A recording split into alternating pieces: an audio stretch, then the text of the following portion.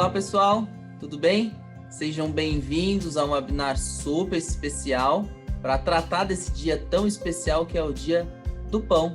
Aproveitando, não se esqueçam de curtir a nossa página e ativar o sininho para receber os outros conteúdos que virão, porque esse é o primeiro de muitos outros. Hoje, dia 16 de outubro, Dia Mundial do Pão, a gente traz aqui pessoas que chancelam com muito carinho e dedicação essa profissão e esse produto que data de muito tempo. Eu sou Wesley, chocolatier da Barrica Lebô, e hoje aqui o nosso bate-papo vai ser com a Jéssica Batista, mineira, e Rogério Shimura, paulista. Gente, muito obrigado, e a gente começa com a apresentação breve da Jéssica. Por favor, Jéssica. Olá, pessoal. É uma honra estar aqui com vocês no Dia do Pão. Eu sou Jéssica Batista, sou padeira, sou formada em gastronomia, mas apaixonada pela área de pães. Trabalho como instrutora na área de panificação, já tive a oportunidade de participar de diversos campeonatos na área e é uma honra participar desse webinar com vocês. Muito obrigada pelo convite. Nós somos da Levan Escola de Panificação.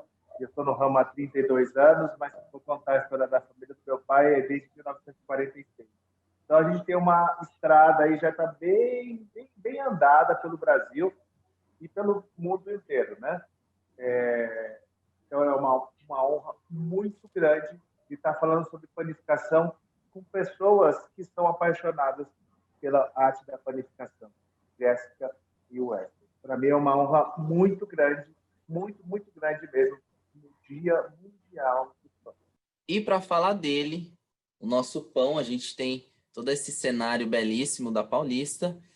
E vamos começar o nosso bate-papo falando um pouco da história, né? Quem aqui não gosta daquele pão quentinho, né? No café da manhã, né? É muito bem apreciado por todos nós brasileiros e mundo afora também. Se a gente for falar um pouco de história do pão, se a gente for falar da história do pão, né? Que data de 14 mil anos atrás, né? Alguns dizem até 12 mil anos atrás, mas efetivamente foram os egípcios, né? Que há 3 mil anos atrás são considerados, né? Foram considerados os melhores padeiros, né? Do mundo antigo.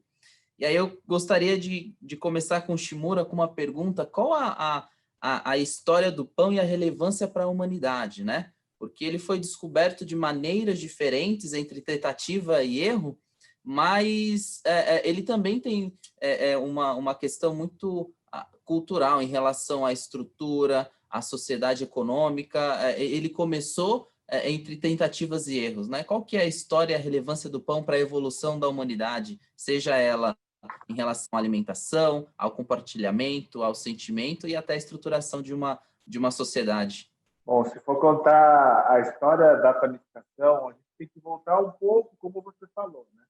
E o pão foi descoberto, era um cozido, era um mingau cozido, e aos poucos ele foi evoluindo e deixou essa massa exposta no ar, e pegou os esporos e a massa começou a fermentar, né? Então se virou fermento e descobriu-se que o pão ficou mais fofinho, mais saboroso do que aquela massa cozida, como se fosse um mingau. Falar sobre panificação no mundo é uma coisa muito prazerosa para mim, porque eu visitei alguns países e a gente sempre vem falando sobre a panificação e a gente vai conhecer a cultura de cada país. O Brasil está engatinhando, ele está aprendendo a comer bons pães, e a gente vê que o cultivo hoje da fermentação natural, que era lá atrás, está voltando. Então, o que está acontecendo é que o brasileiro está aprendendo a comer bons pães e está virando um negócio para os futuros empreendedores. E a gente vê isso com bons olhos, pois no Brasil hoje são 64 mil padarias, na cidade de São Paulo são 2.700 e no interior de São Paulo são mais 14 mil padarias. E existem muitos home bakers hoje fazendo pão em casa e vendendo, né? Então, se eu for contar lá atrás, eu advento como surgiu o pão e como está hoje, é uma longa história. Mas o que eu posso comentar com vocês, que hoje a panificação é mundial e o brasileiro ainda está comendo poucos pães. Então, o OMS pede que a gente consuma 64 quilos per capita, a gente só consome 34. Nas Américas, o maior consumidor é o Chile, com 92 quilos per capita. Então, cresce demais. Então, essa história da panificação, que vem lá de trás, hoje está refletindo em negócios rentáveis no Brasil e no mundo também, né? Jéssica, agora pegando um pouco do gancho do que o Shimura falou sobre a evolução, fermentação natural, ele falou um pouco sobre dados de consumo per capita. A pergunta que eu digo e faço a você, fazer o pão francês, né, que é considerado uma massa simples, né, com poucos ingredientes, ela é mais fácil, ela é mais complexa, porque alguns dizem que o pão é simplesmente água e farinha. Agora, ele é complexo por conta das muitas reações, como o Shimura também colocou, né, as reações biológicas. Qual que é o seu ponto de vista desse insumo tão incrível que a gente tem hoje? O pãozinho francês é algo todo especial, assim, que está na mesa da maioria dos brasileiros todos os dias, né? Mas, embora seja um pão, assim, tão difundido no país todo, ele não é algo tão simples de fazer. Para você fazer um pão bem feito, para se padronizar, é necessário o controle de todo o processo. Na panificação, a gente tem uma série de variáveis a serem controladas. E, às vezes, acontece demais de você ir numa padaria de manhã, o pão está de uma forma, e à tarde está de outra forma diferente. Porque às vezes um padeiro faz de um jeito, outro padeiro faz de outro. Às vezes tem muita gente, nossa, mas o pão é delicioso de manhã e à tarde, nessa mesma padaria, não é tão bom.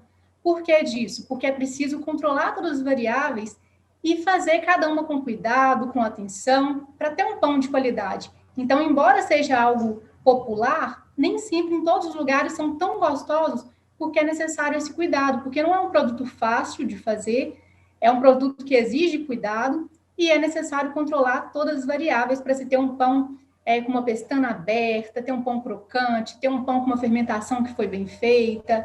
Então, assim, tudo que a gente faz com cuidado, com carinho, que tem um controle do processo, a gente consegue um resultado bacana.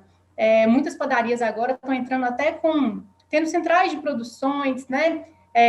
Aplicando congelamento no processo para ter pães mais padronizados e o cliente conseguir encontrar esse pãozinho francês da mesma forma que ele foi na padaria de manhã, à tarde e à noite. Ter o mesmo padrão, ter um pão de qualidade. Isso é muito bacana.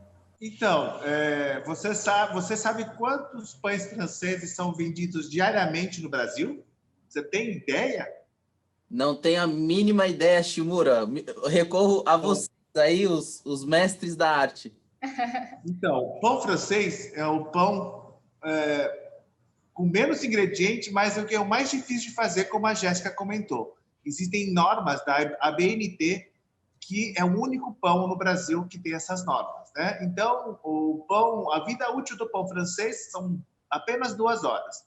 Depois de 2 horas, eles começam a perder todas as características de crocância, umidade, né? Então, é um pão feito para a hora. Tanto é que nas padarias antigamente tinha próxima fornada, X horas, porque sabia que esse horário ia sair o pão francês. E o consumidor ia nesse horário. Agora, o volume de pães que são vendidos diariamente é um número expressivo, tá? Nós somos 220 milhões de habitantes no Brasil. 160 milhões comem pães franceses todos os dias. A média são 2 pãezinhos. Então, hoje, são vendidos 320 milhões de unidades diariamente são vendidos, né? Então, é um número bem expressivo, né? É um número expressivo e como você trouxe esse dado, em relação ao ranking, a gente estaria posicionado em esfera global, em qual posição? Olha, Wesley, a gente não é um grande consumidor de pão, porque a gente só consome 34 quilos per capita. Se a gente for contar, por exemplo, a Argentina, são 60 quilos. Se a gente for contar a França, são 60 quilos. Se eu for contar o maior... Você sabe quem é o maior consumidor de pães? É a Turquia, com 145 quilos de pães. Porque o talher é o pão, então ele abraça o cozido, abraça a comida. Então, por isso que faz subir. No Brasil, devido à colonização, no norte e nordeste, o consumo muito de mandioca. Então, muito cuscuz, o café da manhã, então cai a quantidade de trigo. Já o sul e o sudeste aumenta, né? Então, a média são 34 quilos per capita. Ranqueado, eu acho que deve estar não faço, acho que na 60 ou 65 na posição, não me recordo corretamente, tá? Mas não é um grande consumidor de pão. Por isso que é muito importante o que está acontecendo no Brasil, que são os novos profissionais. Tiro o chapéu para a Jéssica, que sou fã de carteirinha do trabalho dela. Tive o prazer de estar junto com ela no Mundial do Pão e ouvir o trabalho. Eu vi pessoalmente o trabalho dela e a gente sempre fala que existem os novos profissionais, a gente tem que dar oportunidade para essas pessoas. Então, a gente está no ramo faz tempo, mas a gente vê com isso, principalmente na escola, a gente treina profissionais para o futuro, né? E um ponto também, que eu acho que a gente está abaixo ainda nesse consumo de pão, porque muitos locais, eles consomem, às vezes, a gente consome geralmente no café da manhã, no café da tarde, mas tem muitos locais que eles consomem também nas refeições. Então, vai no almoço, é o pãozinho antes da refeição. No jantar, esse pão também. Então, além do café da manhã e do café da tarde, esses locais sempre tem aquela entradinha de pães, até mesmo hoje em dia, com esses de fermentação natural que nós estamos fazendo, né? Muitos restaurantes estão servindo isso. Então, é bem legal para aumentar mais ainda o consumo do pão. Legal, né? A gente aqui vê o pão muito ligado à refeição matinal, né? Enquanto outros locais veem o pão como né, o consumo ali em todas as refeições que são feitas ali ao longo do dia. Pegando um gancho aí do que vocês falaram, se a gente for falar, por exemplo, de experiência, né? O Shimura tem 32 no setor, né, se somados, como ele colocou ali na padaria do pai dele, a gente fala aí de 46 anos de experiência, né? E você, Jéssica, né, você se formou em gastronomia em 2014, teve uma série de desafios aí ao longo da sua carreira, são 11 anos, né, de atividade aí no setor, de aluna, instrutora, tem uma belíssima carreira, inclusive ainda numa atividade muito forte, porque ainda esse ano está dentro de uma competição. E aí eu queria que você me dissesse, nesse setor, né, que é tão desafiador, como você se enxerga, como você se projeta como uma padeira mulher, né? Eu acompanho o seu trabalho e vejo o seu trabalho, é um trabalho belíssimo, né? Como você se sente responsável por inspirar as outras mulheres e como você se projeta nesse setor que é dominante pelo masculino? Eu me projeto de forma a mostrar para as mulheres que a gente também pode ocupar esse espaço. Então, antigamente tinha aquela questão de que para fazer pães precisaria de muita força, de conseguir cilindrar uma massa muito pesada, mas hoje em dia nós temos várias tecnologias, né, que a gente pode utilizar, e eu acho que é um espaço que está aí tanto para homens quanto para mulheres, e hoje em dia, o que eu acho muito bacana é que muitas instituições, muitas empresas estão promovendo demais tanto a qualificação, mas a valorização desses profissionais, e dando espaço.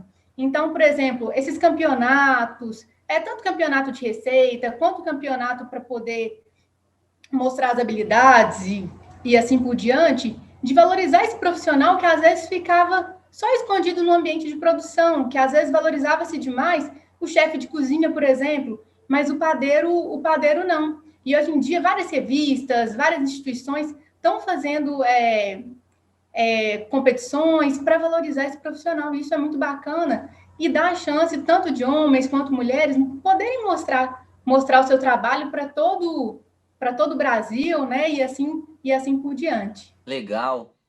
Um ponto, fazendo ali um pouco da curadoria aí dos convidados, eu tive a grande felicidade de saber que indiretamente a gente já se conhecia, porque eu também estava lá no Rio de Janeiro contigo, você representando Minas e eu representando aqui São Paulo, você panificação e eu confeitaria na World Skills, e o Shimura colocou um ponto que ele te acompanhou ali na UIBC, né, que é a União Internacional de confeiteiros e padeiros, e ele, inclusive, nesse ano, em 2019, foi eleito padeiro do ano.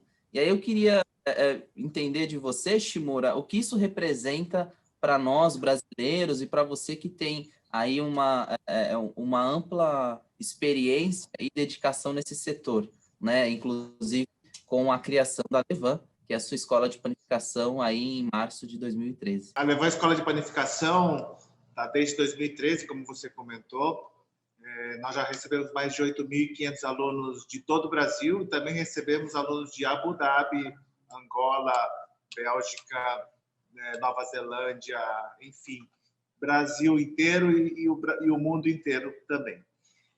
Receber o prêmio, o título da UIBC, que é a União Internacional das Padarias e Confeitarias, para a gente foi muito prazeroso, porque a gente está fazendo um trabalho, eu estou fazendo um trabalho desde 1987, com a primeira padaria do meu pai, né?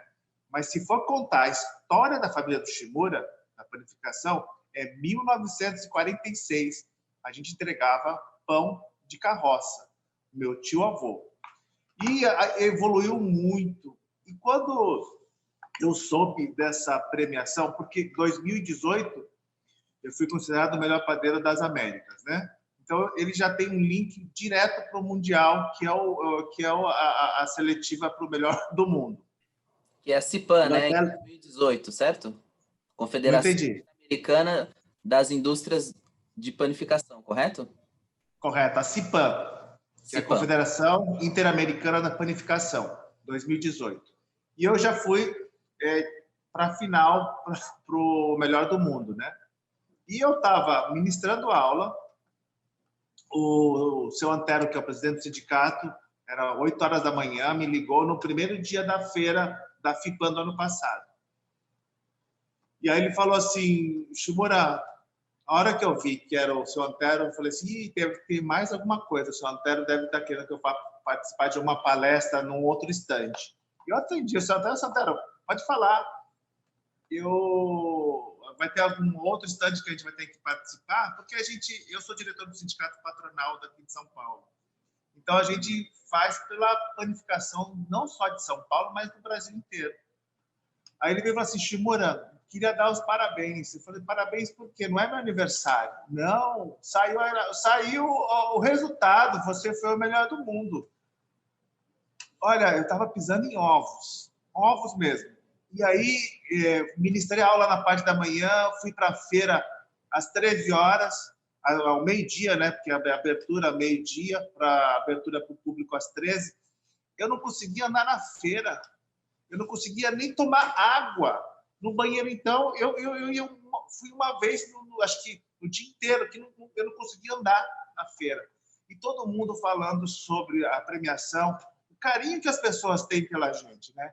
E a gente ficou muito lisonjeado porque a gente não imagina o que o Shimura ou o que a escola está fazendo, né? Porque são 8.500 alunos, hoje tem muito padeiro e tem muito empresário do setor da panificação vindo para a escola para aprender e colocar na sua padaria em prática, né? Isso é muito prazeroso e hoje eu falo para você, eu fico muito honrado. Eu vou até vou pedir para pegar a medalha. Pega a medalha para mim ali. E é muito bacana isso, sabe? E no dia os 4 dias, foi uma coisa surreal. As pessoas querendo conversar comigo, tirar foto. Aí tem uma pessoa que trabalha comigo e falou assim, Shimura, vende foto, R$10. Em 5 minutos você tirou 20 fotos. Falei, não é isso. É o carinho que a gente tem pelas pessoas. Porque a gente vê que as pessoas... a gente está fazendo um trabalho de... isso para mim aqui, é muita honra de estar recebendo isso. E a Jéssica também, como participante de concursos, né? Ela sabe o que é isso. Porque eu já tive desse outro lado e eu falo, eu já estou meio velho para isso, entendeu? Essa adrenalina aí. Mas é muito prazeroso. Se me permite, eu vou confessar uma coisa. Eu acho que não é coisa de velho, porque eu também passei por essa experiência e fui uma vez só.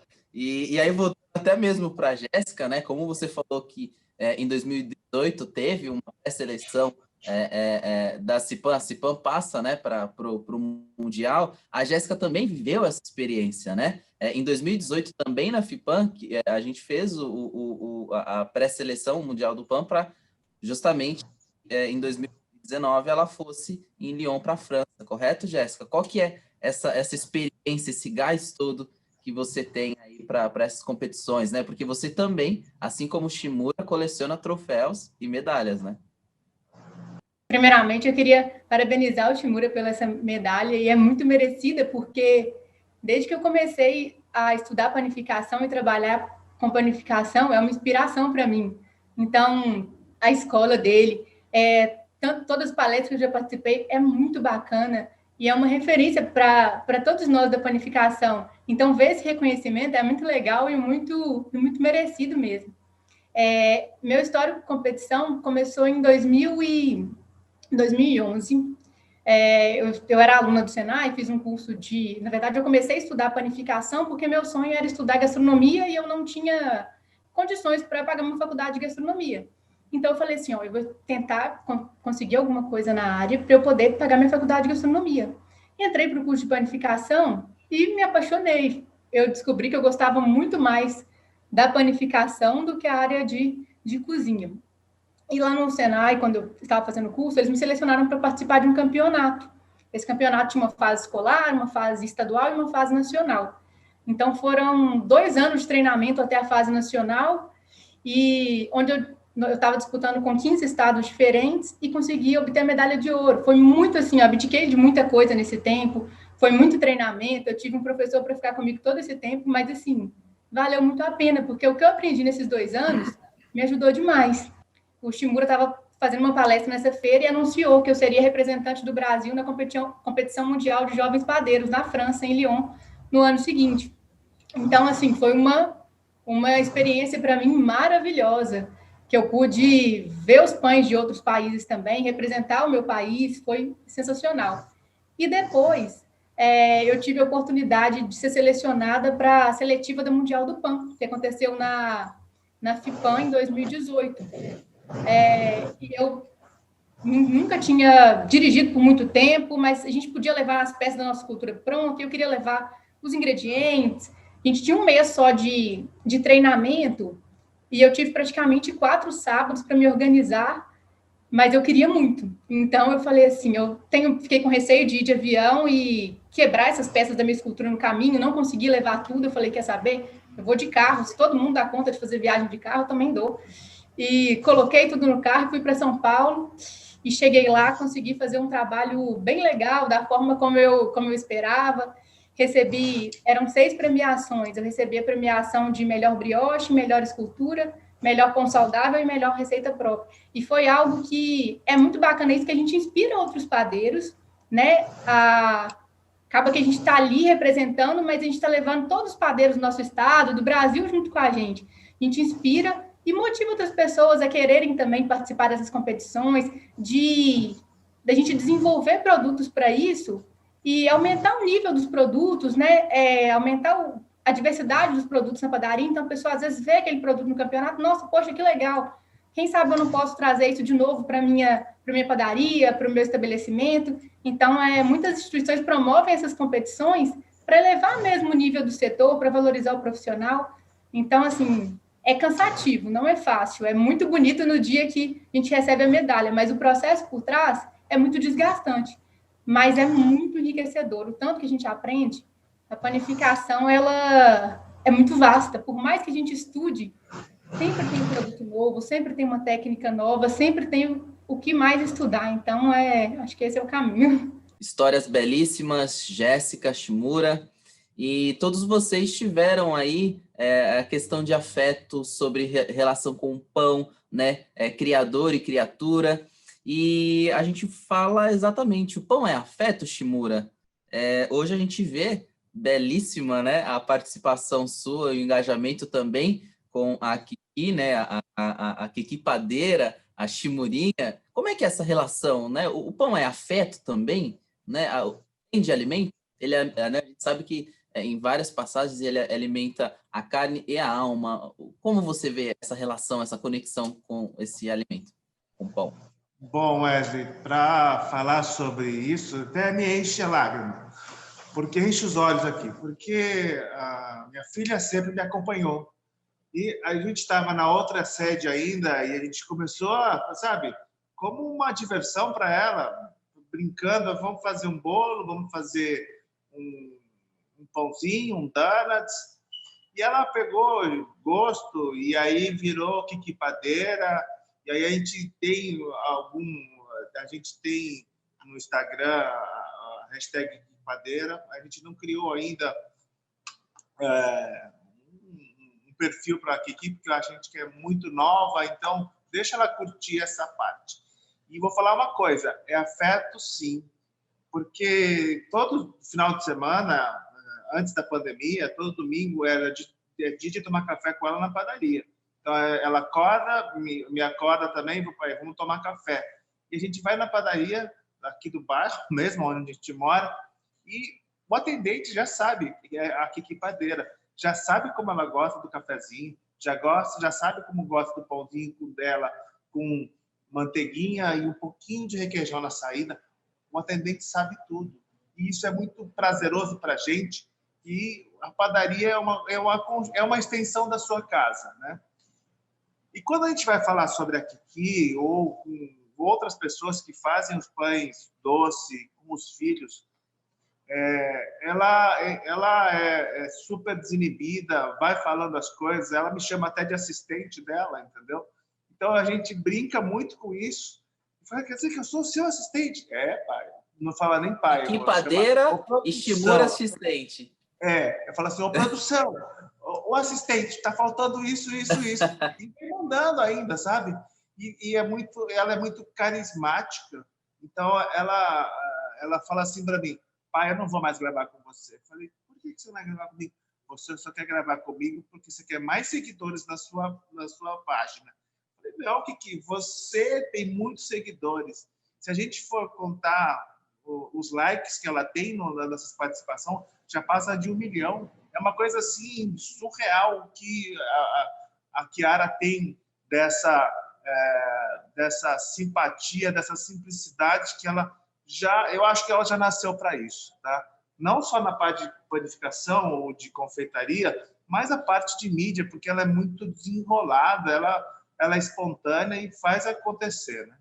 E outro dia ela falou assim para mim, pai, eu quero fazer uma coisa diferente. O que você quer fazer?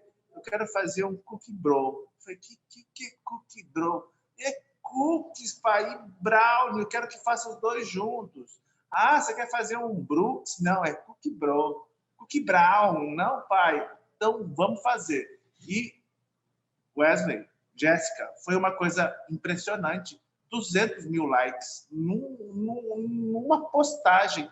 É uma coisa louca isso. E é muito afeto, é muita coisa muito prazerosa de estar passando essa para uma próxima geração, né? Se a gente for contar, tio avô, meu pai, eu, e está indo para minha filha, são a 4ª geração, né? De conhecimento que a gente está passando. E é muito gostoso de ver tudo o que está acontecendo na panificação e confeitaria. E a Kiki Padeira é uma coisa que acho que todos da mídia, aqui mesmo na escola, de sexta e sábado, a gente abre uma lojinha. A minha enteada estava aqui e falou assim, eu sou enteada do Shimura. Então você é irmã da Kiki Padeira? A Kiki Padeira é mais conhecida aqui na escola do que eu, do que a minha enteada, do que todo mundo quer conversar com ela, quer tirar uma foto com ela. Então, é muito gostoso esse carinho que o público tem com ela, né? Na pessoa, de ser espontânea. E é isso. Legal. Enche o olho. A gente vê isso realmente, essa conexão que o pão traz, né? Esse relacionamento, esse carinho todo, né? Eu, assim, também tive grandes inspirações, né? Eu tive um tio meu, né, do ramo de panificação e confeitaria, uma pessoa boníssima que me deu start e eu sou muito grato a ele e por tudo que ele me ensinou. E a Jéssica também teve uma pessoa que a inspirou no ramo que ela atua hoje, né? E, Jéssica, qual que é a sua relação, né? Quem é esse seu mentor, né, para onde você está hoje? Eu acho que minha avó Marilis, que foi onde tudo começou. Desde minha avó, ela trabalhava muito às vezes ela era costureira e tinha muitos filhos, então ela trabalhava durante a noite, às vezes com isso ela criou o hábito de acordar mais tarde, até mais velha. Então, quando eu chegava da escola, era a hora que ela estava assim, tinha pouco tempo que ela tinha acordado. Eu fazia para casa correndo para poder ir ficar na cozinha com ela, ajudar no almoço, ir fazer biscoito, fazer rosca, sorvete. E a minha avó, ela via as receitas, enquanto ela não adaptava, não deixava perfeito, ela não sossegava. E assim, tudo que ela colocava à mão ficava delicioso. E na casa dela eu amava, que sempre tinha muitos ingredientes. Então dava para a gente inventar muita moda. Então eu ajudava ela demais nisso e ela foi minha grande inspiração. Ela não fazia tantos pães, ela fazia algumas roscas e algumas coisas, mas ela fazia muitos biscoitos, sorvete, sempre eu era responsável do sorvete, então sempre tinha sorvete na geladeira, eu tinha que ir fazendo, via quais estavam faltando, e fazíamos brovas, biscoito de queijo, aí rolava aquele tanto de biscoito de queijo, e isso era muito gostoso, eu não me via em outra área, porque era o que eu amava fazer, ajudando ela. Infelizmente, ela não pôde ver minha trajetória, mas eu sei que ela deve estar muito orgulhosa de onde ela estiver. Chega a emocionar, mas é a minha grande inspiração. É muito bonita essa conexão que o pão traz, e você falou uma coisa que é muito certa para todos e comum a todos, né? Receita de vó é receita sagrada, né? Receita de vó é receita sagrada, é muito bom, seja qual for essa receita. Muito bacana. Bom, vamos voltar agora com Jéssica de novo. E, Jéssica, a gente já falou muito sobre sobre a sua trajetória, a gente falou sobre a sua relação, essa conexão, as suas inspirações, e como a gente comentou, você não para, né? Hoje você, ainda em 2020, você está na ativa, né? Numa competição, e qual que é o seu gás, fazendo até um trocadilho aí com as reações que acontecem durante a fermentação, qual que é o seu gás para isso, né? Porque você já tem uma certa experiência, né? O que te motiva a ir além, né? Qual que é o seu gás, o que te move? Para toda competição, para toda experiência, eu vou precisar de estudar, de me dedicar, de criar coisas novas. E isso é muito importante, porque eu acho que nós somos responsáveis por essa área, por deixá-la cada vez mais atrativa, por fazer com que as pessoas consumam cada vez mais pães. Então, minha motivação maior é ser referência na área que eu escolhi, na área que eu amo, e aprender cada dia mais. Eu acho que eu devo tudo isso a todos os professores que eu já tive, mas eu ainda tenho muito que aprender. Então, a gente aprende todo dia. Eu adoro fazer cursos também, porque às vezes você faz um produto de uma forma, mas você faz um curso e fala assim, nossa, poxa vida, como eu nunca pensei nisso antes, essa pessoa faz de uma forma muito mais prática. Então, sempre tenho que aprender num curso, numa palestra. Então, participando desses campeonatos, me faz correr atrás, me faz aprender mais. É difícil da gente conseguir conciliar isso com todas as áreas da nossa vida, com o trabalho, com a vida pessoal, mas eu vou tentando equilibrar e não deixar nenhuma área de lado e aprender cada dia mais. Pegando um pouco desse gancho do que a Jéssica falou sobre responsabilidade, ela nos falou sobre compromisso, ela falou sobre essa busca incansável, né? Como você projeta o padeiro do futuro, a profissão padeiro do futuro e até o pão, né? Porque a gente sabe que na Idade Média ali, né, com o colapso do Império Romano, na verdade um pouco antes disso, o padeiro tinha uma certa influência no poder, né? Ao passo que ser padeiro era um processo difícil, era um processo que precisava de anos de experiência, né? Então, como é que você vê esse contexto todo para a profissão do futuro padeiro e para o pão do futuro, né? Fazendo a curadoria, eu ouvi um termo que confesso que eu não tinha ouvido até então, sobre regenerar o pão, né? Enfim, contextualiza um pouco para a gente sobre o que você projeta para o futuro, um pouco do padeiro, um pouco da profissão e também do mercado, do pão em si, porque a indústria de panificação, né, em escala industrial, né, ela acaba por vezes um pouco da fatia do mercado, um pouco sendo, né, pontual, mas ela pega uma grande parte da fatia do mercado e as padarias acabam eventualmente até vendendo os pães dessas indústrias, né? Como você vê todo esse contexto, né? O que vai acontecer? Qual que é a sua projeção ou o seu desejo futuro para isso, para todo esse contexto que a gente disse agora? Bom, vamos lá. Eu sempre digo que conhecimento é bem adquirido que ninguém pode tirar de você. Então, continue estudando. E o que acontece com o padeiro, que eu vou contar um pouquinho o que a Jéssica comentou. Eu vou falar sobre o chefe chocolatier, com aquela doma impecável, um chapéu desse tamanho, o toque. Aí vem para o confeiteiro aquela doma restilizada, fashion. Aí você chega para o profissional padeiro, tá no fundo da padaria com aquela camiseta esgarçada, que ele não estava dando valor para o profissional. Hoje não, hoje mudou muito.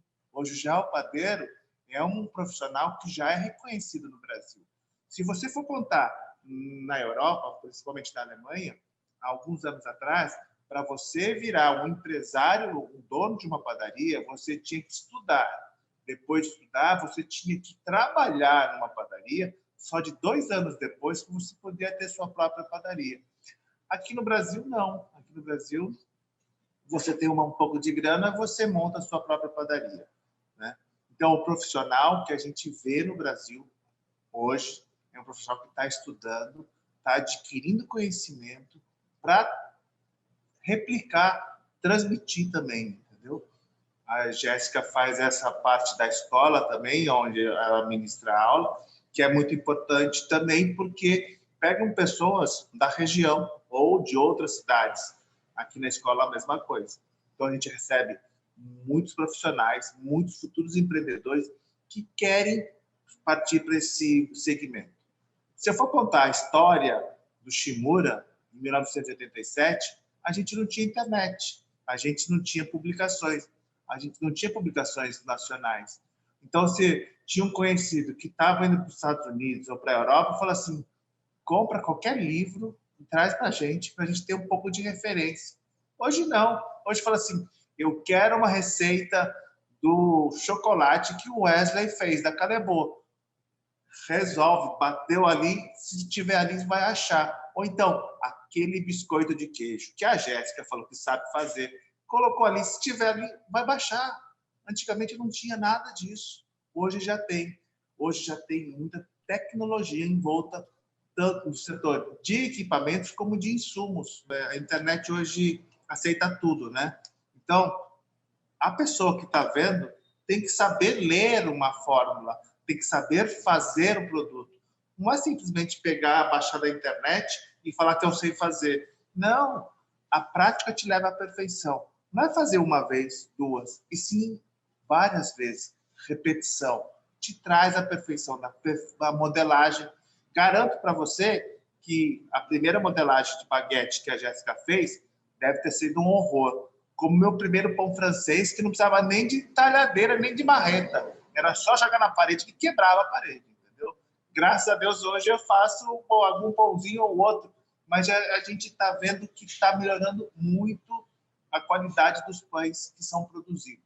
Por isso que o novo profissional é o novo profissional que está estudando para isso. Um pouco desse gancho que vocês comentaram sobre essa questão da profissionalização, da instrução, né? Inclusive, né, existe uma certa biblioteca, né, Shimura, que a gente pode chamar assim, a Jéssica seguramente também conhece, que fica na Bélgica, que tem mais de 150, né? 150 exemplares de massa madre, né?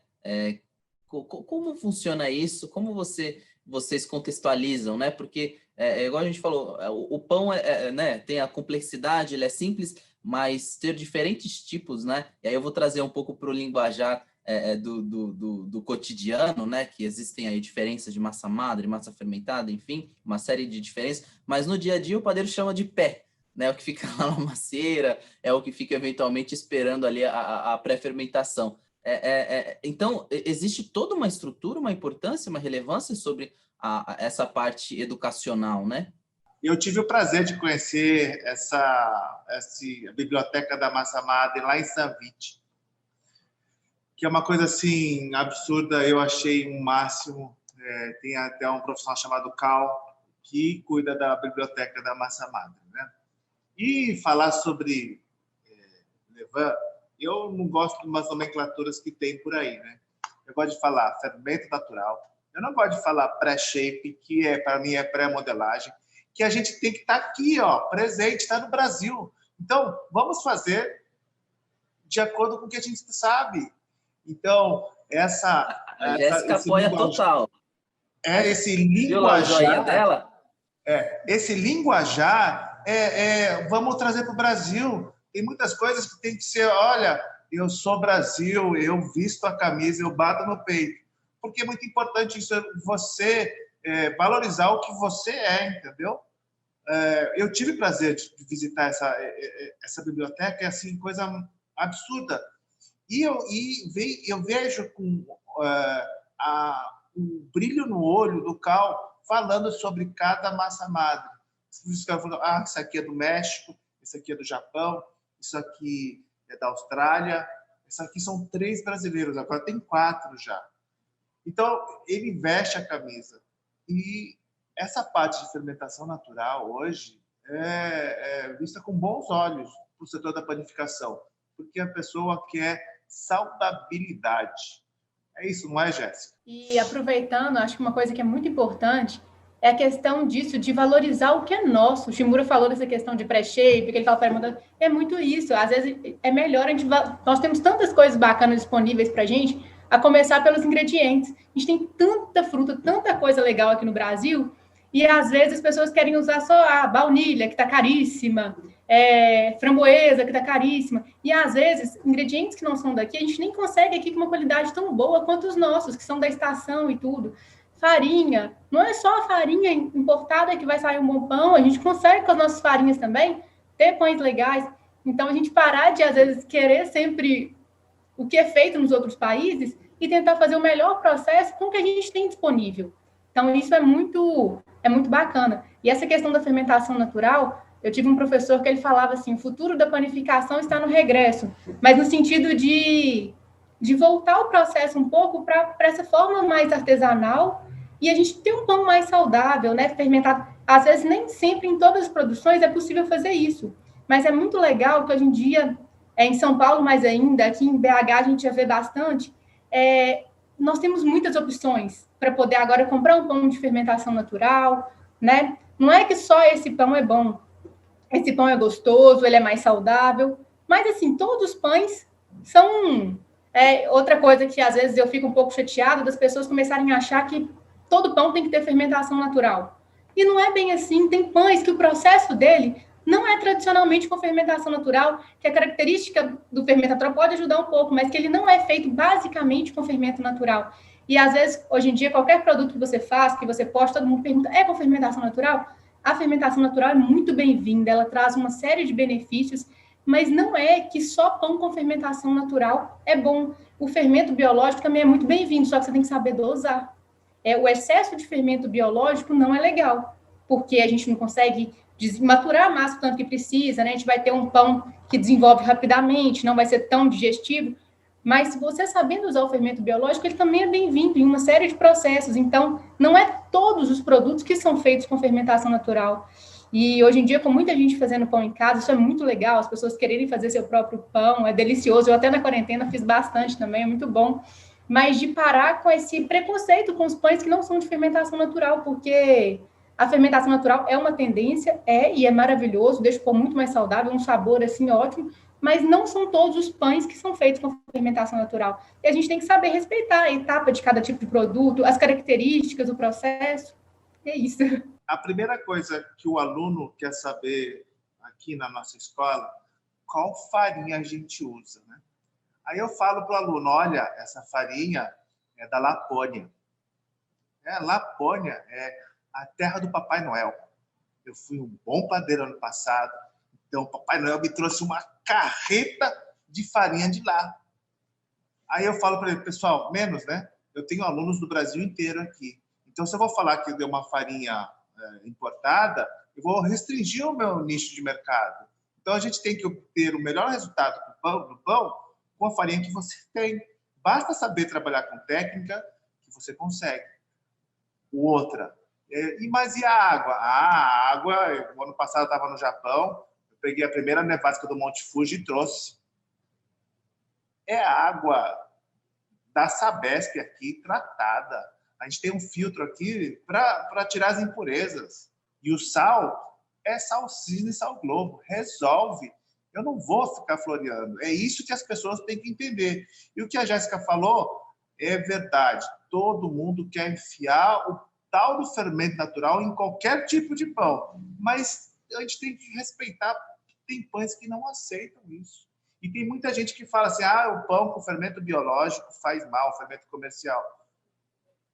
E o pão de verdade é o pão aquele feito com fermento natural, fermento selvagem. Quer dizer que então aquela baguete de tradição que tem lá na França não é pão de verdade? Porque a baguete de tradição é feita com fermento comercial.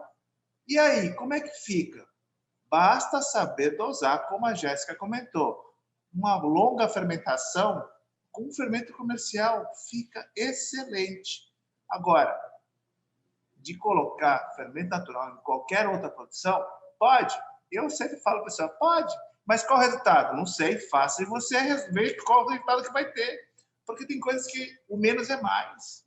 Então, é só para complementar, eu não quero causar, não, mas é que é a realidade aqui da escola, é a realidade do Brasil. As pessoas têm que ser menos, o menos é mais. Dá para fazer produtos com excelente qualidade com fermento comercial. Outro dia, numa aula, eu perguntei, vocês já fizeram uma análise microbiológica do fermento natural? Não? Então faça. Você vai descobrir que tem Saccharomyces cerevisiae. E o que é o fermento comercial? É o Saccharomyces cerevisiae, só que ele está separado. Ele está potencializado. Então, é pão, sim, é pão de verdade. Não quero causar, mas eu estou falando para vocês o que é a realidade. Jéssica Ishimura desconstruindo a panificação. Isso é muito legal desses bate-papos, né? E traduzir pão de queijo negativo, né, Jéssica, para o inglês? Pão de queijo é pão de queijo. Pão de queijo é pão de queijo. Aqui é qualquer outro lugar do mundo, é Brasil. E outro ponto, a questão do pão de queijo, muita gente me pergunta do pão de queijo, né, e tudo, mas o maior segredo do pão de queijo é você ter um queijo curado muito gostoso e usar uma quantidade boa. Se usar uma quantidade boa de queijo e um queijo ou meia cura, um queijo Minas curado muito saboroso, que vai dar sabor mesmo no pão de queijo, um polvilho também de qualidade, o pão de queijo fica sensacional. Agora, alguns queijos, igual queijo Minas padrão, ele não tem tanto sabor. Então, acaba que o pão de queijo não fica tão saboroso. Então, se tiver um bom queijo curado, o pão de queijo cheira longe e fica uma delícia. Legal, legal. Belas histórias, pessoal. Foi um prazer compartilhar aí, vocês compartilharem conosco dessas histórias. A gente segue para o fim do nosso bate-papo, que foi incrível. E aí eu queria voltar com você ainda, Jéssica, para dizer algumas palavras de encerramento, de incentivo, e falar, se você pudesse resumir o pão em uma palavra, que palavra seria essa? Eu resumiria em compartilhamento. Então, o pão ele é um alimento sagrado mesmo, que ele está presente em todas as regiões do mundo. Às vezes não o mesmo pão, mas de formato diferente, mas a base é a mesma. E além desse compartilhamento, eu diria também que é preciso amor e cuidado pelo que se faz. Porque se você não está disposto, se você não está dedicado àquilo, é difícil que o pão tenha a qualidade que ele precisa ter. Você tem que estar presente ali e fazer com cuidado, respeitar cada etapa do processo para se ter um pão de qualidade. Então, a mensagem que eu gostaria de deixar é que a panificação é uma área incrível, que eu sou apaixonada, que tem muita, igual o Shimura comentou, a questão de como era difícil ter acesso ao conhecimento nessa área, e hoje em dia tem tanto livro, tem Instagram, tem vídeo, tem uma série de coisas. Então, muitas escolas, então basta as pessoas quererem aproveitarem. E outro ponto é ter paciência. O Shimura falou da questão da baguete. Os primeiros pães que eu fiz não eram bonitos, não eram como são hoje. E às vezes a forma como a gente pega na massa, já o pão fica modelado bonitinho, e os alunos dizem, mas por que o seu fica assim e o meu não? É tempo, é prática. O Shimura disse isso, de ter paciência e não achar que você começou a fazer pão hoje e seu pão vai ficar lindo, maravilhoso. Não é construção, é quanto mais pratica, melhor vai ser o resultado. Então, é sempre observar as variáveis e não desanimar, não desistir e tentar ser melhor a cada dia. Shimura, nesse dia tão especial que é comemorado o Dia do Pão, mesmo para você, né? Quais são as palavras finais e se você pudesse resumir o pão em uma palavra, divida com qual que seria? Pão é paixão. Eu sou apaixonado pelo que eu faço. E a gente quer passar essa paixão para as pessoas que estão, como a Jéssica falou e você também comentou, compartilhar. É a partilha do pão, é a partilha da informação que a gente passa para todas as pessoas. Isso não tem preço. E o que a gente tem de feedback, dos retornos que a gente tem das pessoas dizendo, olha, eu fiz o pão, como a Jéssica falou, não ficou tão bem modelado como a gente aprendeu na escola, mas eu estou fazendo. A prática vai te trazer essa perfeição. E, como eu comentei com vocês, é paixão que eu tenho pela panificação. É a paixão que eu quero deixar isso para vocês. E, como eu já falei para vocês, conhecimento é um bem adquirido que ninguém pode tirar de vocês. Continue estudando. Eu estudo, vocês, Jéssica, estuda, você, Wesley, estuda. Então, todos nós estamos atrás de informações e a gente quer passar isso para as pessoas. É muito importante isso. Conhecimento é um bem adquirido que ninguém pode tirar de vocês. Estudem. Eu ia estudar agora, mas devido a essa pandemia parou tudo. Eu tinha uma viagem marcada para a Alemanha para conhecer a fundo a panificação alemã, que me deixa... muito sabor, muitos grãos, são muitos grãos, centeio. Isso vai trazer um pouquinho para a escola ou para os alunos esse conhecimento que a gente está indo atrás também, né? Então, nunca pare de estudar. E, paixão. Legal, pessoal. Muito obrigado pelo nosso bate-papo prazeroso. Se a gente pudesse ficar mais tempo, seguramente ficaríamos. Foi incrível as informações e a troca. E falar desse produto apaixonante que é o pão e esse prazer, esse compartilhamento que né? A gente sabe que no passado, quando eventualmente recebiam-se visitas, lindo, Shimura, quando se recebiam visitas em casa, o pão, você fazia o pão, a pessoa fazia o pão, e antes mesmo da pessoa chegar até adentrar na sua casa, na porta mesmo, você partilhava o pão com as mãos. Né? E o ato de compartilhar com as mãos significa fiz para você, estou me doando para você, né? E em partes diferentes, não necessariamente iguais, indiferente dessa transição, dessa troca, isso é o prazer, né? Realmente vocês falaram de uma palavra que junta tudo isso, que é o compartilhamento, né? Compartilhar com o próximo, ainda mais nesse momento tão delicado que a gente passa.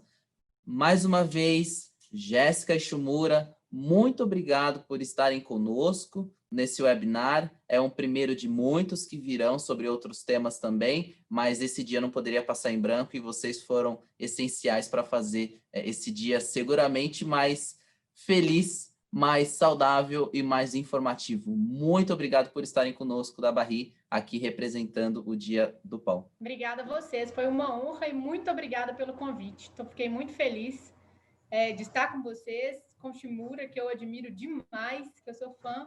Então, foi uma honra. Muito obrigada mesmo. Eu quero agradecer muito o meu coraçãozinho para todos, não só vocês que estão, a Jéssica e o Wesley, mas todas as pessoas que estão aqui assistindo essa webinar. É muito prazeroso conversar com todos vocês. Jéssica, já falei para você que sou fã do seu trabalho. Eu fiquei mais fã ainda quando você esteve aqui participando do concurso para a seletiva do Mundial do Pão. E Wesley, vou ir na Barrinha, vou comer chocolate, que tanto eu como a Kiki Padeira somos chocolatas. E você pode ter certeza que o Dia Mundial do Pão vai ser muito bem lembrado. E coraçãozinho para todos. Legal, Shimura, o prazer é todo nosso e sempre dividir com vocês é incrível. Aos nossos telespectadores, muito obrigado por estarem conosco nesse dia tão especial. Fazemos o convite para os próximos que virão. E é isso, pessoal. Muito obrigado e até uma próxima. Pessoal, aqui agora a gente encerra o nosso webinar sobre o Dia Mundial do Pão. Espero que vocês tenham gostado desse nosso bate-papo prazeroso com Rogério Shimura e a Jéssica Batista também. Não se esqueçam de ativar o sininho e curtir o nosso vídeo. Essa é a primeira série de webinars que faremos, então fiquem ligados que breve teremos outros conteúdos aqui nas páginas de Cical. Muito obrigado e até a breve. Tchau!